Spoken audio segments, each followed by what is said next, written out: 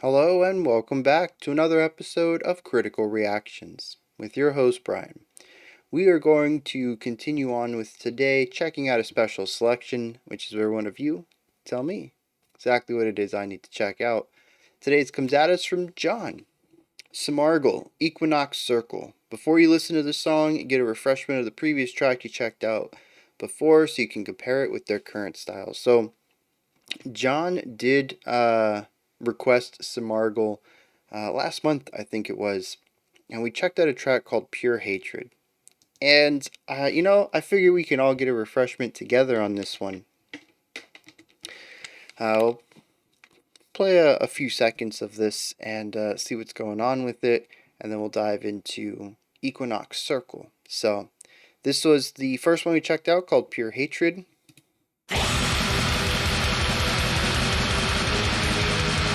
I remember this.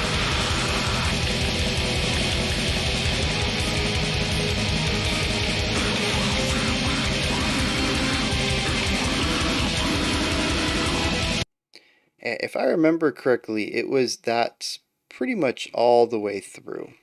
So, let's dive into the new one called Equinox Circle. They've cleaned up their logo quite a bit.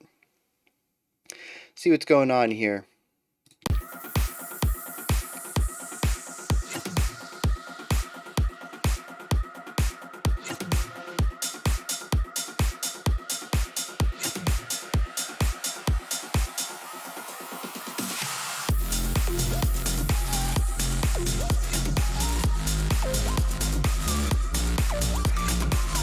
No.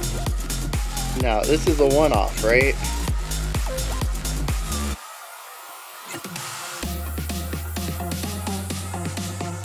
Oh, we're gonna build up to the black metal here. Or at least to the heaviness.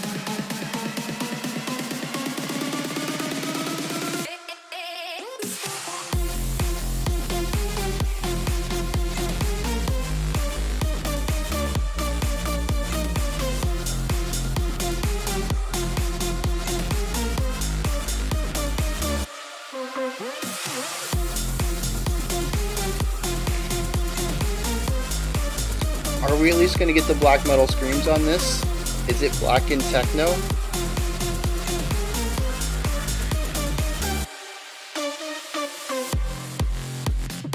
Alright, maybe no vocals, I suppose. It's a possibility.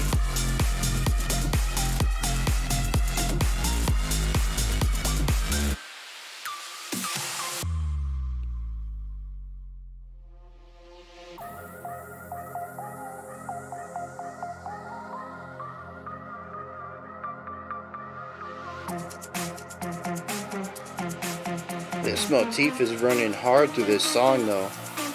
It's difficult to get away from it.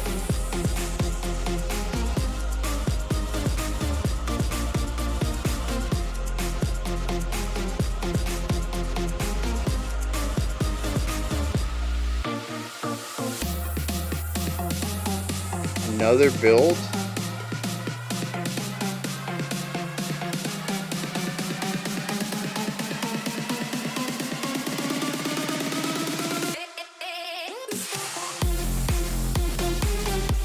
I mean, it is catchy though.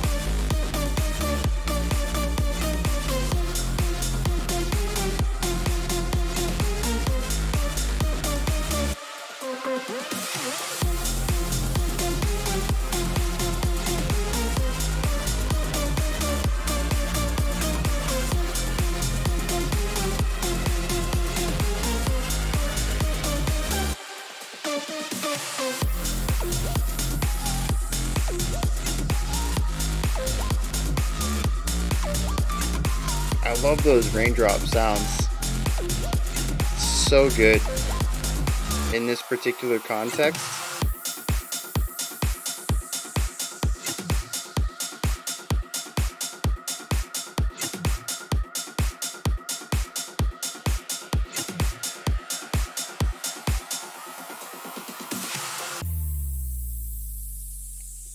Typical ending. A drop into a fade.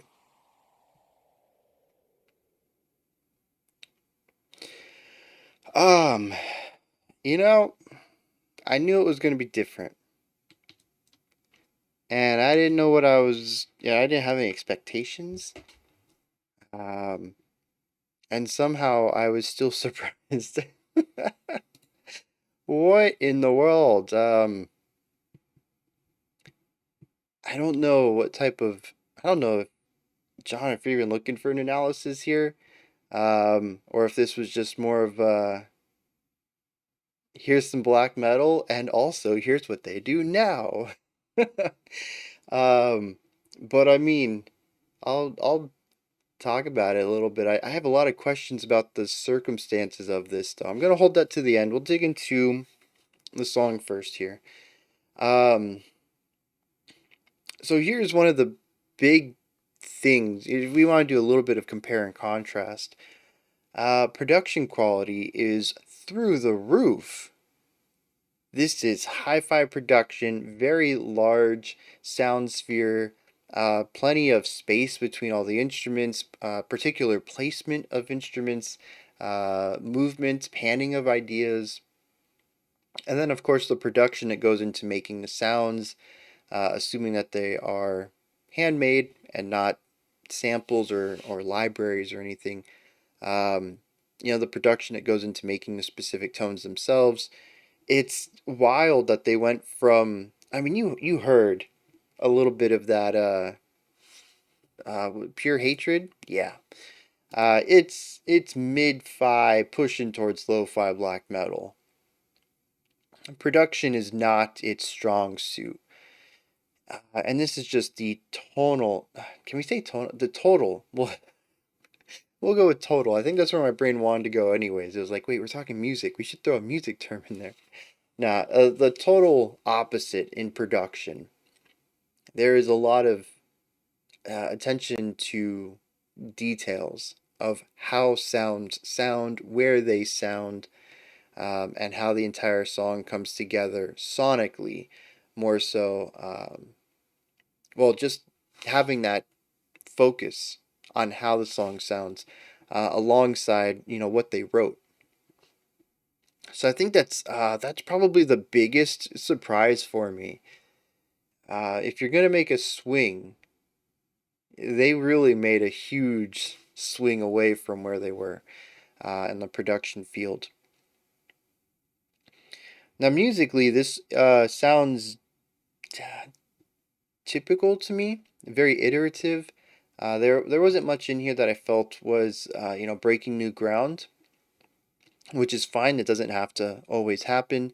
Uh, I was gonna ask about the context around that. But I want to talk about the music first before we get to my questions. Um, we have increasing intensity to drops. The drops bring in the really straightforward dancey beats. We also had a drop to silence to allow another slow build up. We had a drop at the end that took us to our fade out. Um, we have vocal samples that are used rhythmically, uh, typically also during the drops, if I remember correctly. There's a lot of sonic variety in here, just a lot of different timbres, different sounds, different samples to play around with. Um, I love that teardrop sound. It came up twice, and it just sounds so good against the rest of the sounds going on and the rhythms going on at the time. The teardrop thing is cool because you get um, the original note and then it bounces up. Very cool effect. Um,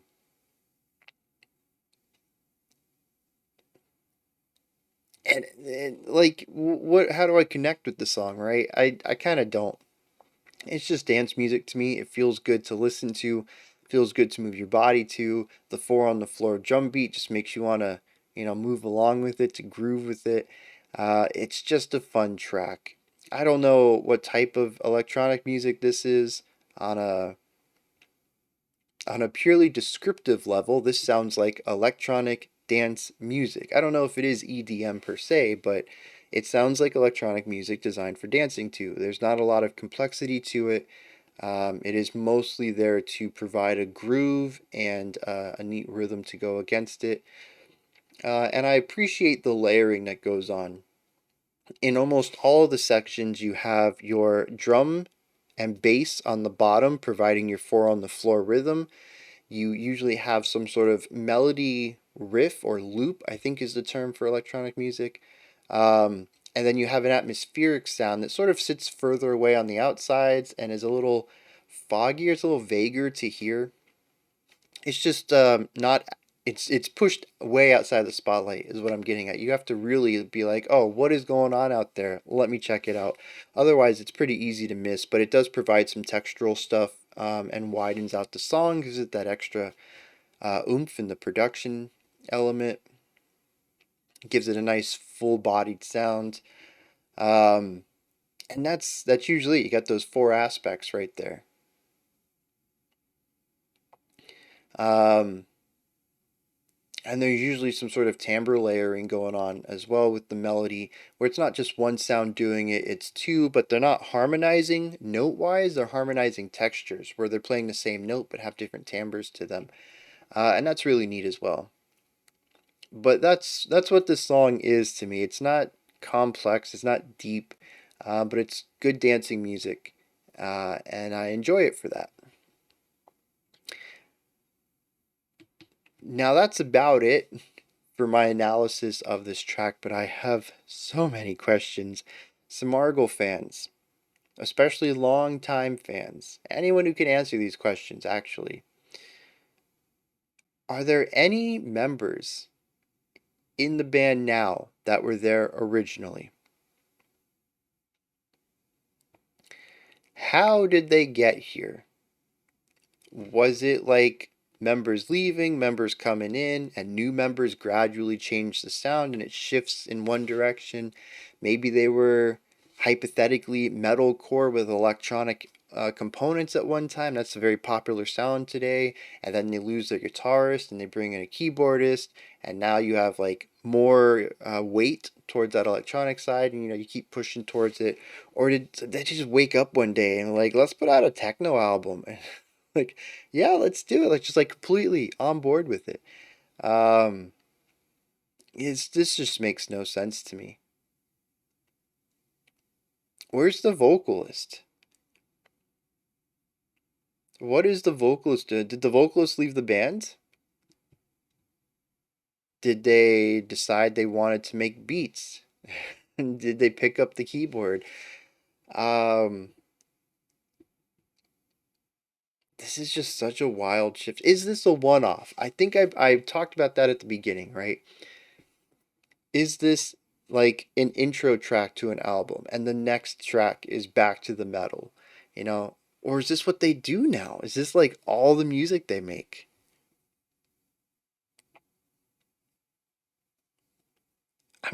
I'm baffled and um honestly really impressed.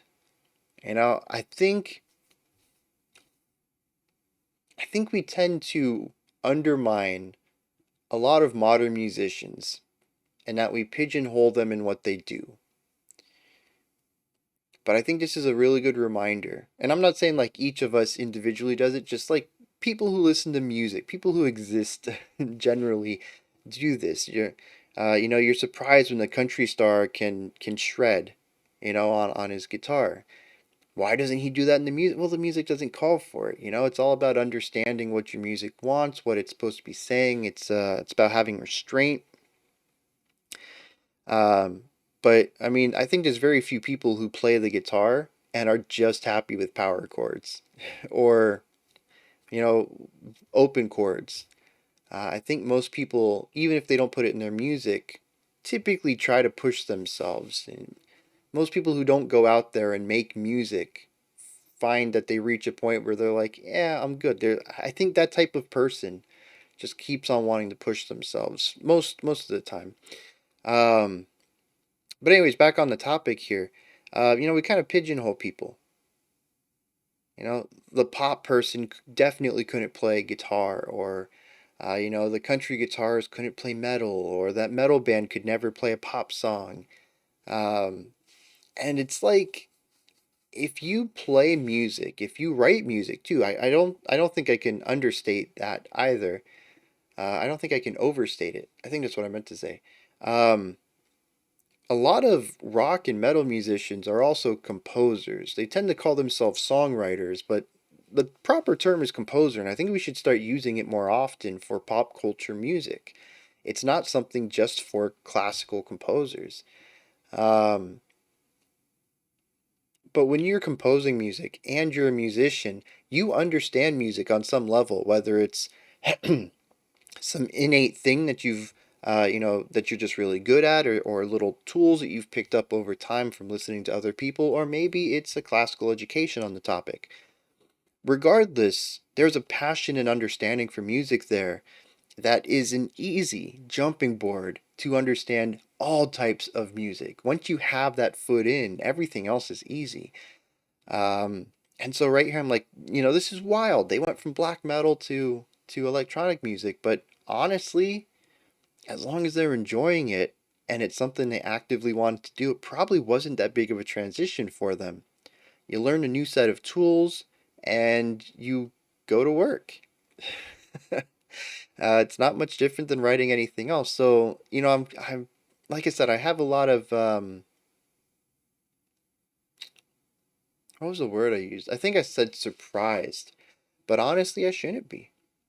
Musicians are musicians. Composers are composers. Once you can write one thing, you can write anything. It's just about learning the nuances of that language. And it's not about completely changing languages, though. It's like picking up a sister language, something close to yours, or maybe a variation of yours, like American English versus British English.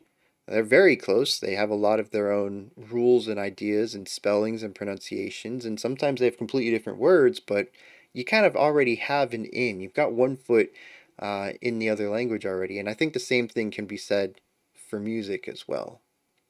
And I think this is a really good reminder of that. Anyways, those are my thoughts on Semargl's Equinox Circle. This is a bit of a different video, a different analysis. Didn't talk too much about the music, but it's just one of those requests, I suppose. This was so cool, though. Let me know your thoughts, though. Did you enjoy this? Were you as flabbergasted as I was? Do you have your own thoughts on musicians and composers moving from one genre to another? Let me know all that in the comment section. Above that is a description box. In there, you'll find a link to Linktree. Takes you here. You can find my music, ways to support the channel, a link to the Discord server, and so much more. Above that, if you could, like, subscribe, and ring the bell. I greatly appreciate all three. All right, that wraps it up for today. How does this thing go? I'll catch y'all tomorrow, 5 p.m. Eastern Standard Time, 9 p.m. UTC, as usual. Until next time, remember to be critical, not cynical, and have a fantastic morning, afternoon, or evening.